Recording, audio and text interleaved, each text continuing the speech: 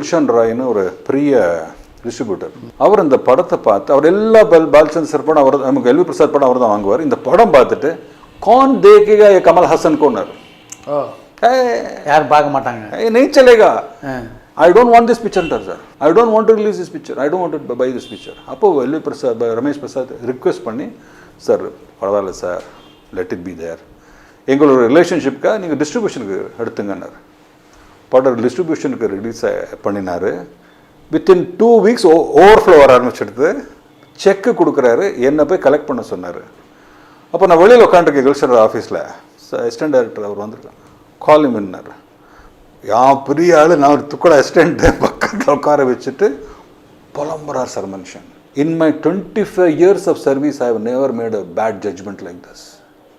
நேற்றுக்கு 1000 people தியேட்டருக்குள்ளே ticket இல்லாமல் நான் அந்த படம் நல்லாலே சொல்லிட்டேன் sir. I regret this day that golden goose I missed. Super. And Kamal sir extraordinary performance. அது லாங்குவேஜே அவருக்கு வராது, ஆனால் how much effort, how easily அந்த ஃபுல் ஆல் லாங்குவேஜில் பேசுகிற சீன் தான் ஃபர்ஸ்ட் டே ஷூட்டிங் வச்சார் Balachander sir. He just did it. So much of அதில் லக்ஷ்மிகாந்த் பேரலல் மியூசிக் எல்லாமே, எல்லா ஃபிலிம் ஃபேர் அவார்ட்ஸ் எல்லாம் ஸ்வீப்பாக. So I was part of the biggest history in Balchandar sir's career in Hindi. Kamal sir படம், I think it was a great opening for any assistant director. என்னோட travel அவர் தான் பார்த்துட்டே இருந்தார். First படத்தில் assistant director apprentice 5th அசிஸ்டண்ட்டாக பார்த்து, நடுவில் எல்லா படத்துலையும் நீங்கள் பார்த்தீங்கன்னா கமல் சார் இருந்துகிட்டே இருப்பார். 2 ஹிந்தி படத்தில் இருந்தார்.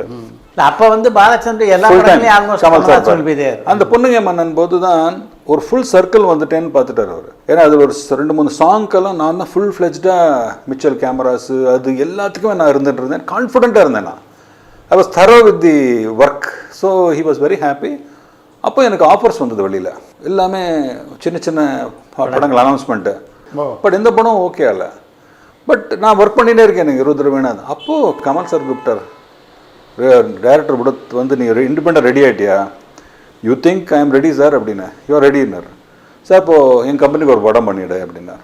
ஓகே சார், ஒரு நல்ல படம், ரீமேக் தான், பண்ணிக்கலாம் சார். ஹீரோ யார் சார்? கமல்ஹாசன் தான்.